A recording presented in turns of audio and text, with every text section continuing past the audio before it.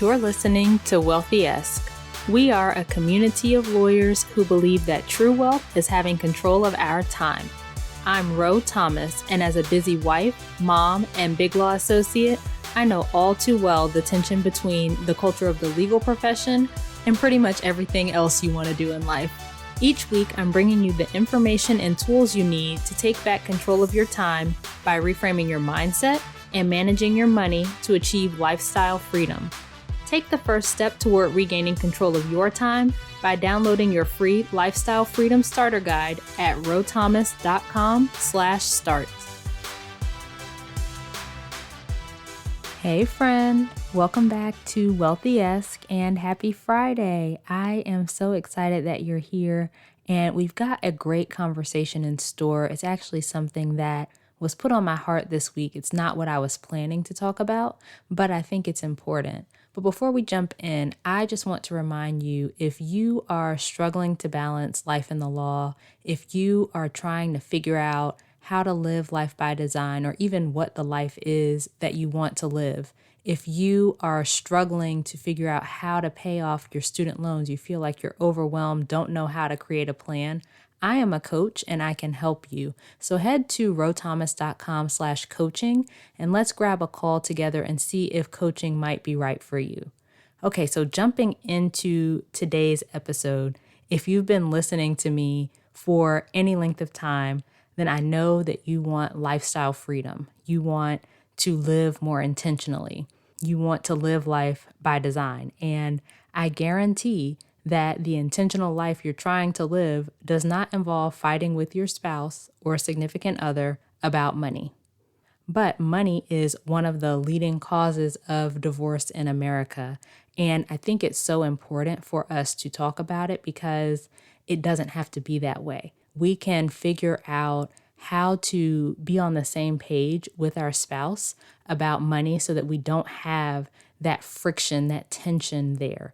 And so I want to talk about why we fight with our spouses about money, how we can turn things around, and then some things not to do when we're talking about money.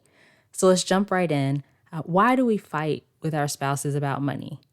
The reason is really just having different thoughts, different opinions, different values around what's important, what we should spend our money on, how we should manage our money.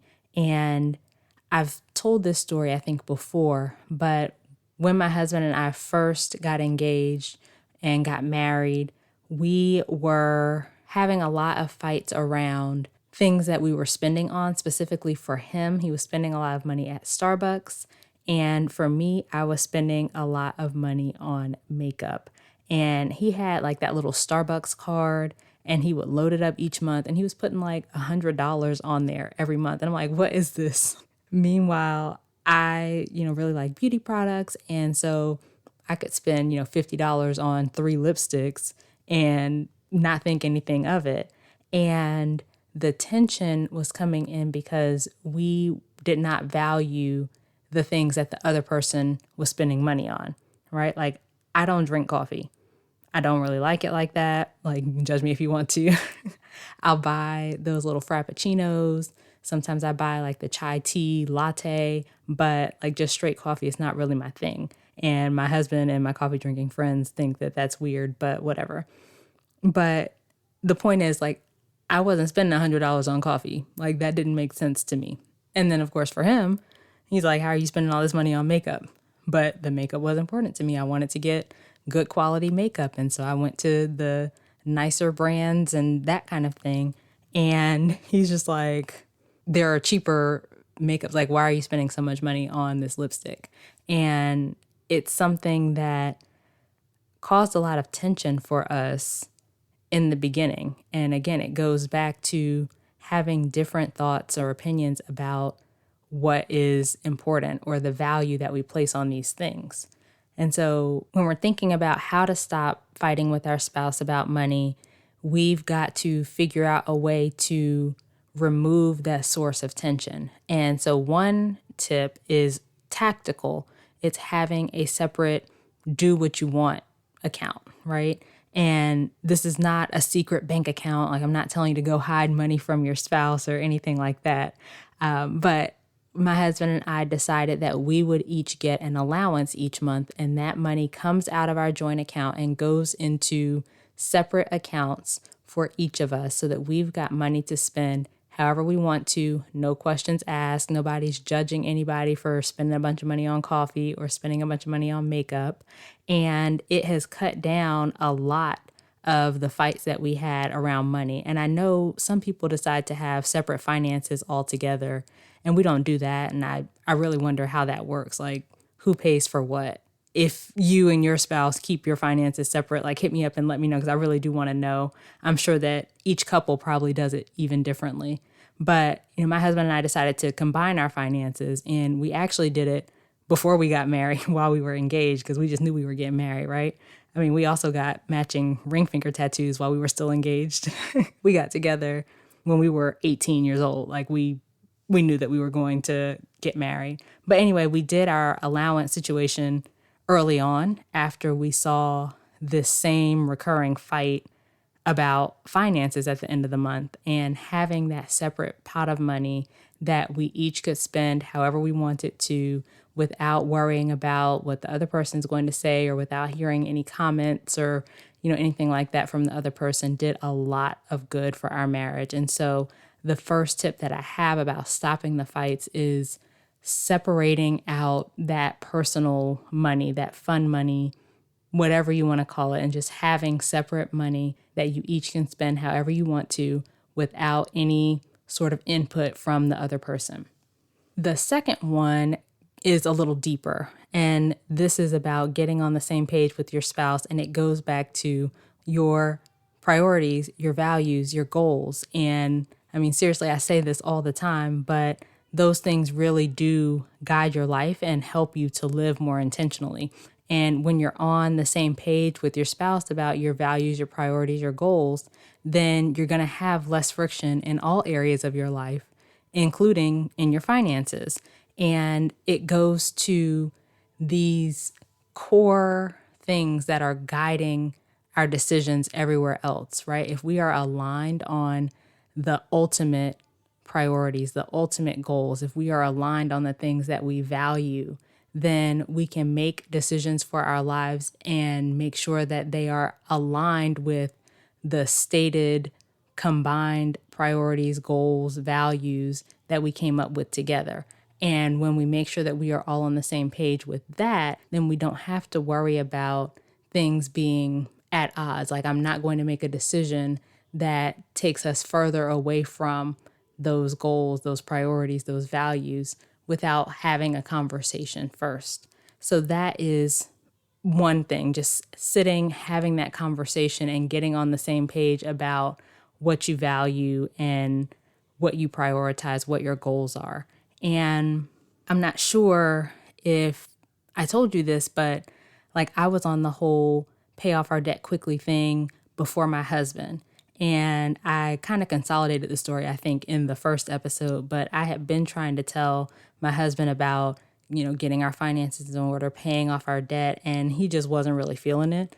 Like, he felt like debt is just a part of life. We could just pay the minimums and keep it pushing. And like, I was telling him about how quickly we could pay these things off because, we had our incomes, and if we just managed our money a little bit differently, we could do that. And he just wasn't really interested, and I wasn't super pressed about it. So we just didn't worry about it. But the mistake I made was I was talking about the what, and I wasn't talking about the why. And when you're trying to get on the same page with your spouse, like I said, you want to get deeper. You want to get to those values, those priorities, and those goals. And those things go more to the why of what you're trying to do than the what of what you're trying to do. So, talking about, well, if we could just pay this off, if we could just save this amount, if we could just do this, that's the what. But people don't really care about the what, right? Like, the steps that you need to take don't really matter so much if the person is not interested in that goal. And so for us, it was like after we had the baby, and I was telling my husband about the freedom that I wanted us to have to spend time with our family and live life on our terms and, he saw that, oh, well, this debt is keeping us from making those kinds of changes because a lot of our money was going towards debt payments. And so he then understood where I was coming from because he understood the why around it and he came around. And so after we talked about the ultimate goal, this, priority that we have in our lives and got on the same page about that, the what just kind of fell into place. Like we've been rocking on our debt payment journey for the last 4 years. We've paid off over $350,000 of debt and we've got a positive net worth now and all of that. But I have been talking to him about how we could pay this off, like the what of what we could do. Let's pay, more than the minimum. Let's do X, let's do Y, and we could have this result.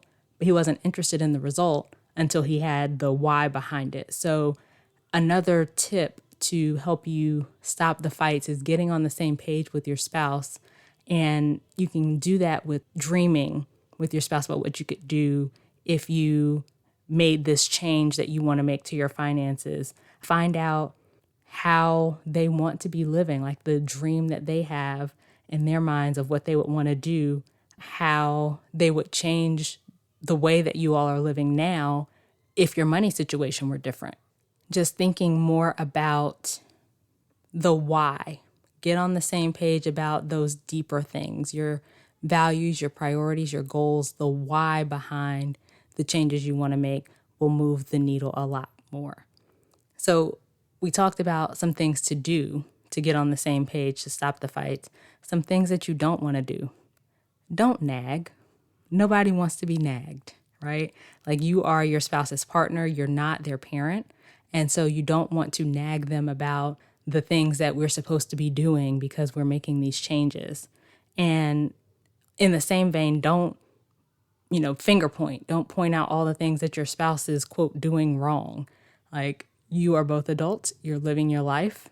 You can just continue to do things the way that you're trying to do them, like, I guess, model good behavior, so to speak. But you don't have to point out every time they're doing something that you don't agree with. The other thing or another thing, don't make everything about what I said or what some other podcaster or blogger or coach or whatever says. Like, although I think what I'm saying is great and hopefully you think it's great since you're still listening, your spouse doesn't know me and they don't care what I have to say, right? So just present the information, but it doesn't always have to be, well, Rose says this and Rose says we should do that. Nobody wants to hear that. The last thing is don't expect things to change overnight. So you've been learning about money and growing your knowledge on this topic, but you haven't always been in this place that you're in right now. So just like you've been learning over time, it'll be the same for your spouse. So, give her, him, them the benefit of their own process. Be patient and give them time. So let's recap. Number 1, money is one of the leading causes of divorce in America, and a big contributor to money fights is different values around money and how it should be spent or managed. Number 2, having a separate account for fun money or no questions asked money or whatever you want to call it can tremendously cut back on disagreements over money. Number 3, getting on the same page with your spouse requires getting clear on your values, priorities, and goals, and that will help you to get on the same page with your finances as well. Number 4, when you're trying to get your spouse on board with a change you want to make, focus on the why more than the what. When they understand the why, then they can see why the what makes sense. And number 5, a few things not to do when you're trying to stop money fights. Don't nag. Don't point fingers. Don't always talk about what some other person has to say, and be patient. Okay, so that's it for this episode of Wealthy-esque. Come on over to our private Facebook community, the Wealthy-esque community, and let's continue this conversation about stopping money fights and getting your spouse on board about money. Also, don't forget to leave a review for the show, especially on Apple Podcasts. Those reviews signal to the platforms that this show is valuable, and it also shows potential listeners that this show is valuable because they're going to see that there are more reviews and be more inclined to listen. If you got value from today's show, please share it with a friend. And if you share on social media, don't forget to tag me. I'm most active on Instagram, let's be honest, and my handle there is @IamRoThomas. Okay, so as we close out, friend, I pray peace over you and your relationship with your spouse. I pray that you will take these tips and that you're able to get on the same page with your spouse and stop fighting about money.